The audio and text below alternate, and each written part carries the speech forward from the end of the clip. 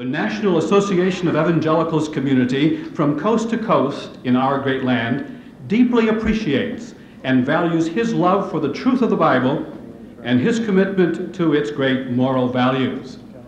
Ladies and gentlemen, the President of the United States, Ronald Reagan.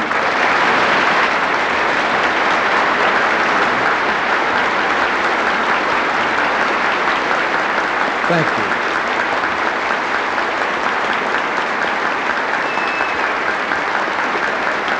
Thank you very much.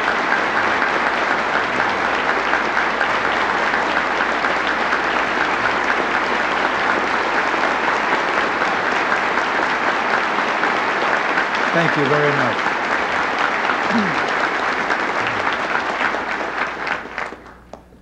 Thank you very much.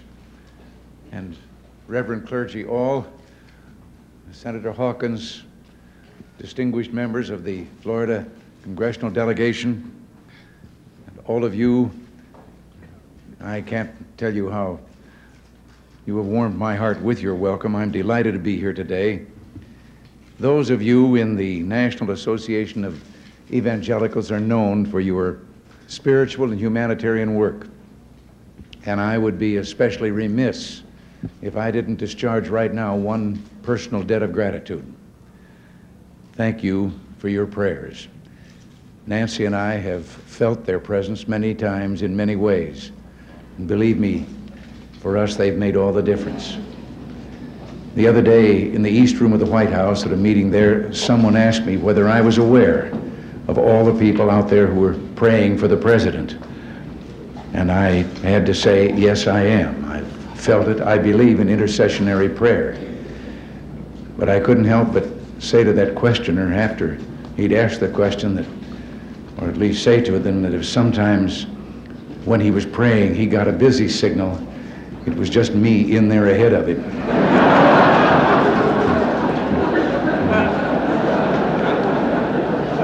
I think I understand how Abraham Lincoln felt when he said, "I have been driven many times to my knees by the overwhelming conviction that I had nowhere else to go."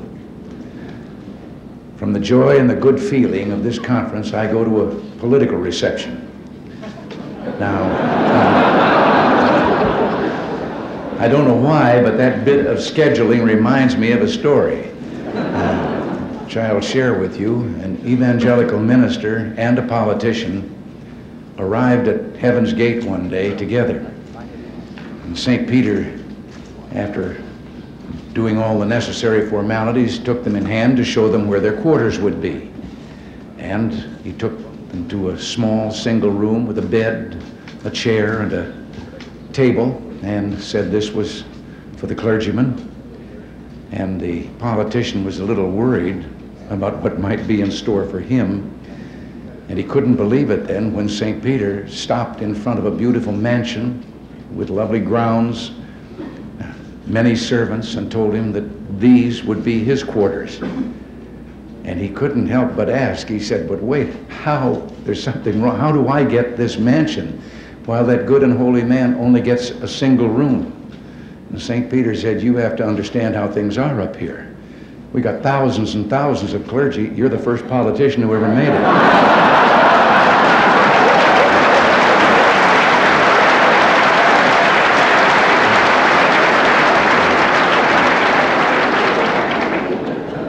But I don't want to contribute to a stereotype. So I tell you, there are a great many God-fearing, dedicated, noble men and women in public life, present company included. And yes, we need your help to keep us ever mindful of the ideas and the principles that brought us into the public arena in the first place. The basis of those ideals and principles is a commitment to freedom, personal liberty, that itself is grounded in the much deeper realization that freedom prospers only where the blessings of God are avidly sought and humbly accepted. The American experiment in democracy rests on this insight. Its discovery was the great triumph of our founding fathers, voiced by William Penn, when he said, "If we will not be governed by God, we must be governed by tyrants." Explaining the inalienable rights of men, Jefferson said, "The God who gave us life gave us liberty at the same time." And it was George Washington who said that of all the dispositions and habits which lead to political prosperity, religion and morality are indispensable supports.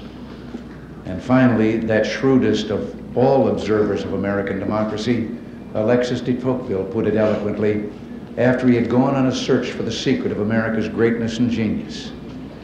And he said, "Not until I went into the churches of America and heard her pulpits aflame with righteousness did I understand the greatness and the genius of America. America is good. And if America ever ceases to be good, America will cease to be great." Well, I'm pleased to...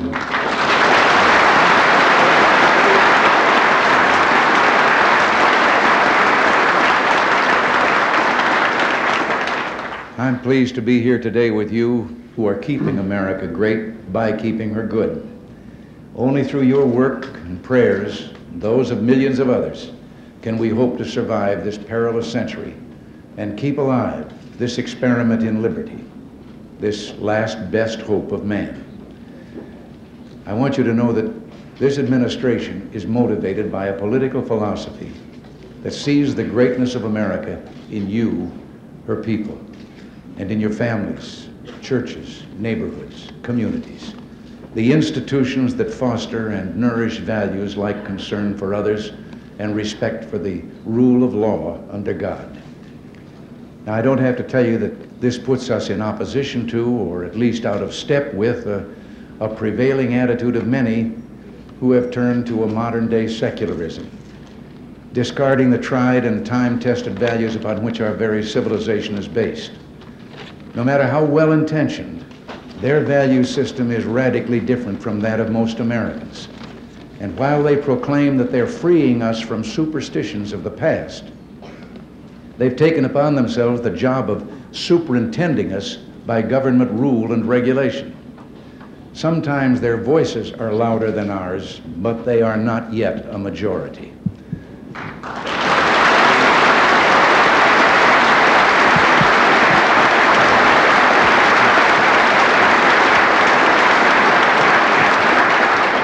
An example of that vocal superiority is evident in the controversy now going on in Washington. Since I've been involved, I've been waiting to hear from the parents of young America. How far are they willing to go in giving to government their prerogatives as parents? Let me state the case as briefly and simply as I can. An organization of citizens sincerely motivated, deeply concerned about the increase in illegitimate births and abortions involving girls well below the age of consent, some time ago established a nationwide network of clinics to offer help to these girls and hopefully alleviate this situation. Now again, let me say, I do not fault their intent. However, in their well-intentioned effort, these clinics have decided to provide advice and birth control drugs and devices to underage girls without the knowledge of their parents. For some years now, the federal government has helped with funds to subsidize these clinics. In providing for this, the Congress decreed that every effort would be made to maximize parental participation. Nevertheless, the drugs and devices are prescribed without getting parental consent or giving notification after they've done so. Girls termed sexually active, and that has replaced the word promiscuous, are given this help in order to prevent illegitimate birth or abortion. Well, we have ordered clinics receiving federal funds to notify the parents such help has been given. One of the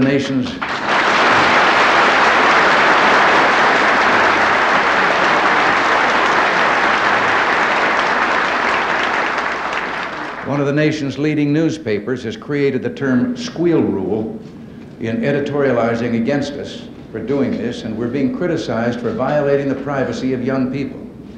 A judge has recently granted an injunction against an enforcement of our rule. I've watched TV TV panel shows discuss this issue, seen columnists pontificating on our error, but no one seems to mention morality as playing a part in the subject of sex.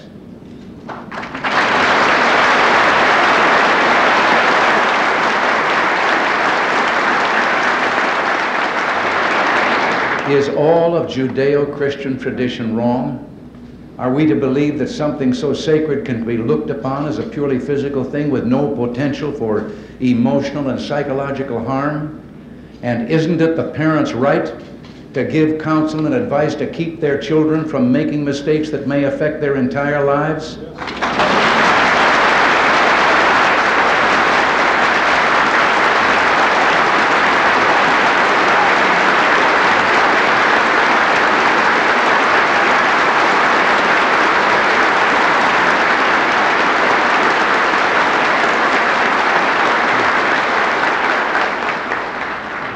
Many of us in government would like to know what parents think about this intrusion in their family by government. We're going to fight in the courts. The right of parents and the rights of family take precedence over those of Washington-based bureaucrats and social engineers.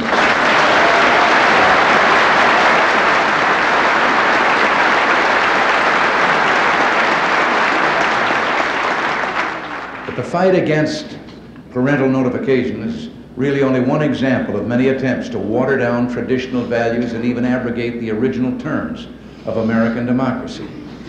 Freedom prospers when religion is vibrant and the rule of law under God is acknowledged.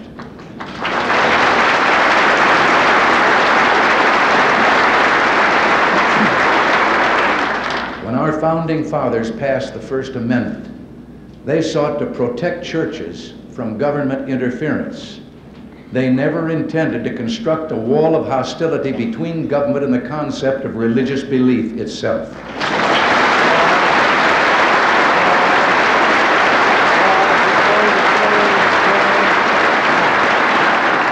The evidence of this permeates our history and our government. The Declaration of Independence mentions the Supreme Being no less than 4 times. In God We Trust is engraved on our coinage. The Supreme Court opens its proceedings with a religious invocation, and the members of Congress open their sessions with a prayer. I just happen to believe the school children of the United States are entitled to the same privileges as Supreme Court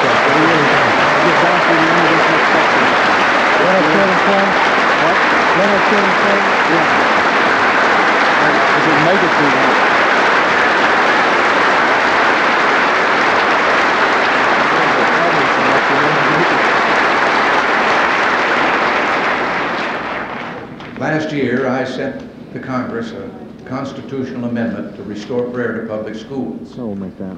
Already this session, there's growing bipartisan support for the amendment, and I am calling on the Congress to act speedily to pass it and to let our children pray.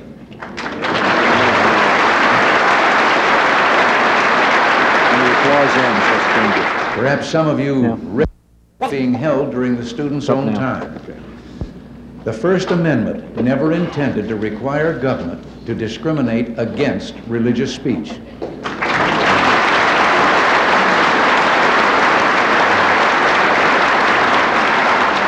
Senators Denton and Hatfield have proposed legislation in the Congress on the whole question of prohibiting discrimination against religious forms of student speech. Such legislation could go far to restore freedom of religious speech for public school students. And I hope the Congress considers these bills quickly, and with your help, I think it's possible we could also get the constitutional amendment through the Congress this year.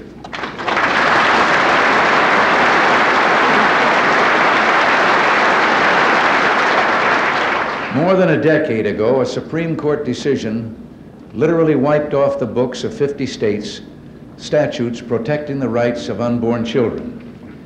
Abortion on demand now takes the lives of up to 1.5 million unborn children a year. Human life legislation ending this tragedy will someday pass the Congress, and you and I must never rest until it does.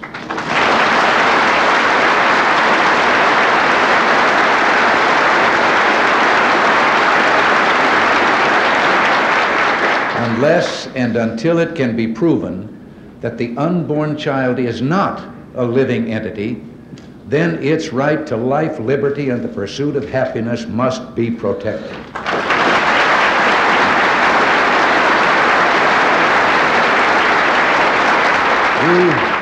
You may remember that when abortion on demand began, many, and indeed I'm sure many of you, warned that the practice would lead to a decline in respect for human life, that the philosophical premises used to justify abortion on demand would ultimately be used to justify other attacks on the sacredness of human life, infanticide or mercy killing.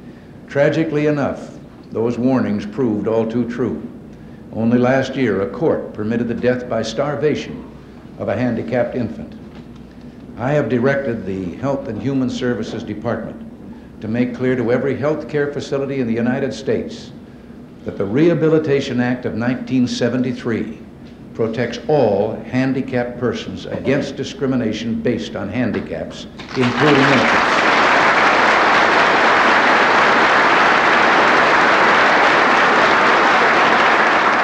We have taken the further step of requiring that each and every recipient of federal funds who provides health care services to infants must post and keep posted in a conspicuous place a notice stating that discriminatory failure to feed and care for handicapped infants in this facility is prohibited by federal law. It also lists a 24-hour toll-free number so that nurses and others may report violations in time to save the infant's life.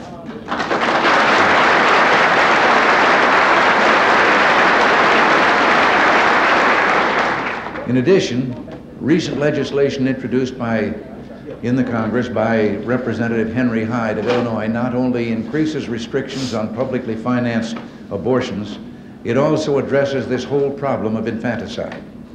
I urge the Congress to begin hearings and to adopt legislation that will protect the right of life to all children, including the disabled or handicapped. Now, I'm sure that you must get discouraged at times, but you've done better than you know, perhaps.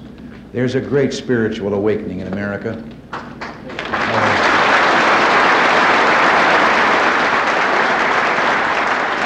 A renewal of the traditional values that have been the bedrock of America's goodness and greatness. One recent survey by a Washington-based research council concluded that Americans were far more religious than the people of other nations. 95% of those surveyed expressed a belief in God, and a huge majority believed the Ten Commandments had real meaning in their lives. And another study has found that an overwhelming majority of Americans disapprove of adultery, teenage sex, pornography, abortion, and hard drugs. And this same study showed a deep reverence for the importance of family ties and religious belief.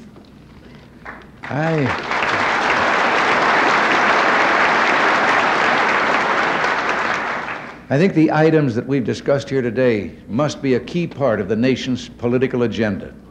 For the first time, the Congress is openly and seriously debating and dealing with the prayer and abortion issues, and that's enormous progress right there.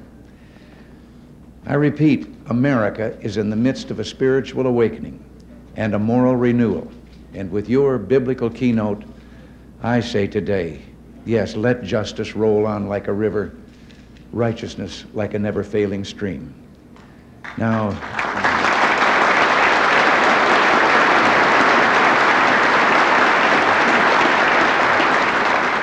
obviously, much of this new political and social consensus I've talked about is based on a positive view of American history, one that takes pride in our country's accomplishments and record. But we must never forget that no government schemes are going to perfect man. We know that living in this world means dealing with what philosophers would call the phenomenology of evil, or as theologians would put it, the doctrine of sin. There is sin and evil in the world, and we're enjoined by Scripture and the Lord Jesus to oppose it with all our might. Our nation, too, has a legacy of evil with which it must deal. The glory of this land has been its capacity for transcending the moral evils of our past. For example, the long struggle of minority citizens for equal rights, once a source of disunity and civil war, is now a point of pride for all Americans. We must never go back. There is no room for racism, anti-Semitism, or other forms of ethnic and racial hatred in this country.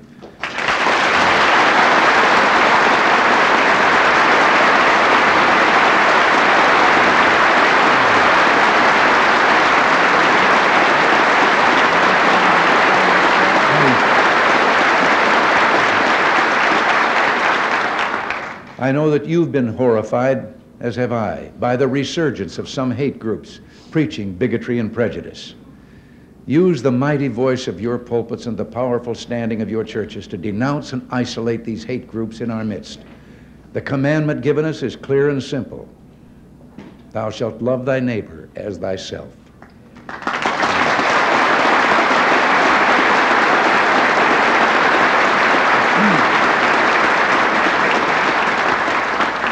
But whatever sad episodes exist in our past, any objective observer must hold a positive view of American history, a history that has been the story of hopes fulfilled and dreams made into reality. Especially in this century, America has kept alight the torch of freedom, but not just for ourselves, but for millions of others around the world. And this brings me to my final point today.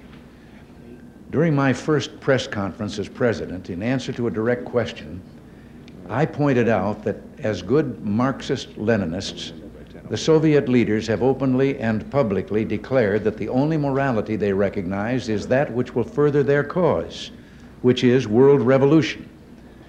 I think I should point out I was only quoting Lenin, their guiding spirit, who said in 1920 that they repudiate all morality that proceeds from supernatural ideas, that's their name for religion, or ideas that are outside class conceptions. Morality is entirely subordinate to the interests of class war, and everything is moral that is necessary for the annihilation of the old exploiting social order and for uniting the proletariat. Well, I think the refusal of many influential people to accept this elementary fact of Soviet doctrine illustrates an historical reluctance to see totalitarian powers for what they are. We saw this phenomenon in the 1930s. We see it too often today. This doesn't mean we should isolate ourselves and refuse to seek an understanding with them. I intend to do everything I can to persuade them of our peaceful intent, to remind them that it was the West that refused to use its nuclear monopoly in the 40s and 50s for territorial gain, and which now proposes 50% cut in strategic ballistic missiles and the elimination of an entire class of land-based intermediate-range nuclear missiles.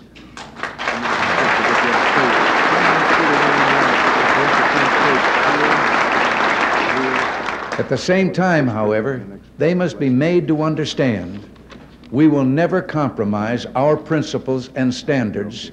We will never give away our freedom. We will never abandon our belief in God.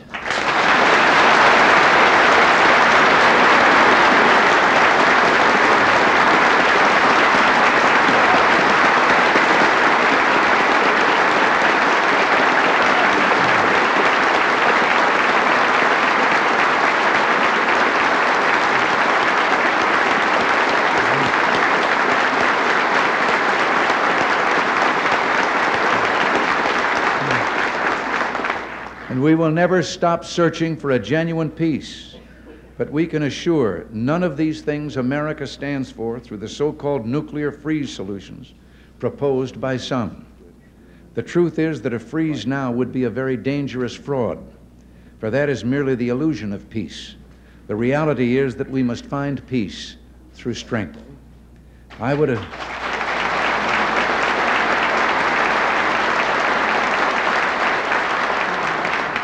I would agree to a freeze if only we could freeze the Soviets' global desires.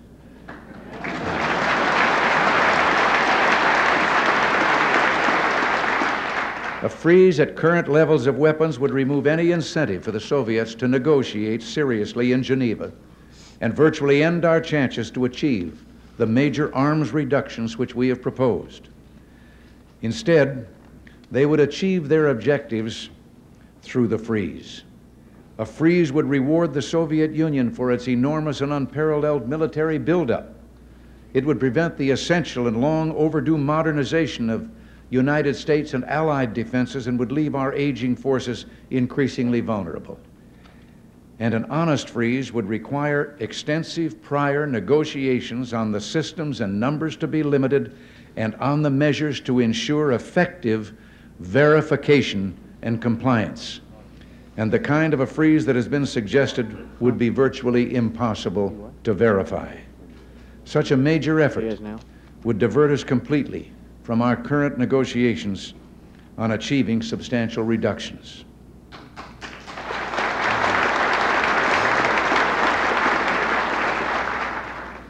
A number of years ago, I heard a young father, a very prominent young man in the entertainment world, addressing a tremendous gathering in California.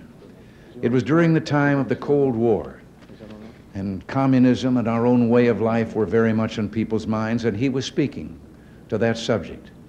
And suddenly, though, I heard him saying, "I love my little girls more than anything," and I said to myself, "Oh no, don't say that." But I had underestimated him. He went on, "I would rather see my little girls die now, still believing in God, than have them grow up under communism and one day die no longer believing in God."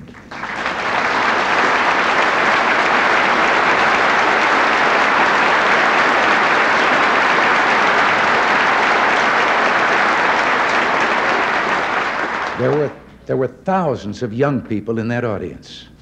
They came to their feet with shouts of joy. They had instantly recognized the profound truth in what he had said with regard to the physical and the soul and what was truly important. Yes, let us pray for the salvation of all of those who live in that totalitarian darkness. Pray they will discover the joy of knowing God. But until they do, let us be aware that while they preach the supremacy of the state, declare its omnipotence over individual man, and predict its eventual domination of all peoples on the earth, they are the focus of evil in the modern world. It was C.S. Lewis who, in his unforgettable Screwtape letters, wrote, "The greatest evil is not done now in those sordid dens of crime that Dickens loved to paint. It is not even done in concentration camps and labor camps. In those, we see its final result. But it is conceived and ordered, moved, seconded, carried, and minuted in clear, carpeted, warmed, and well-lighted offices by quiet men with white collars and cut fingernails and smooth-shaven cheeks who do not need to raise their voice." Well, because these quiet men do not raise their voices, because they sometimes speak in soothing tones of brotherhood and peace, because like other dictators before them, they're always making their final territorial demand, some would have us accept them at their word and accommodate ourselves to their aggressive impulses. But if history teaches anything, it teaches that simple-minded appeasement or wishful thinking about our adversaries is folly. It means the betrayal of our past, the squandering of our freedom. So I urge you to speak out against those who would place the United States in a position of military and moral inferiority. You know, I've always believed that old Screwtape reserved his best efforts for those of you in the church. So in your discussions of the nuclear freeze proposals, I urge you to beware the temptation of pride, the temptation of blithely declaring yourselves above it all and label both sides equally at fault, to ignore the facts of history and the aggressive impulses of an evil empire, to simply call the arms race a giant misunderstanding, and thereby remove yourself from the struggle between right and wrong and good and evil.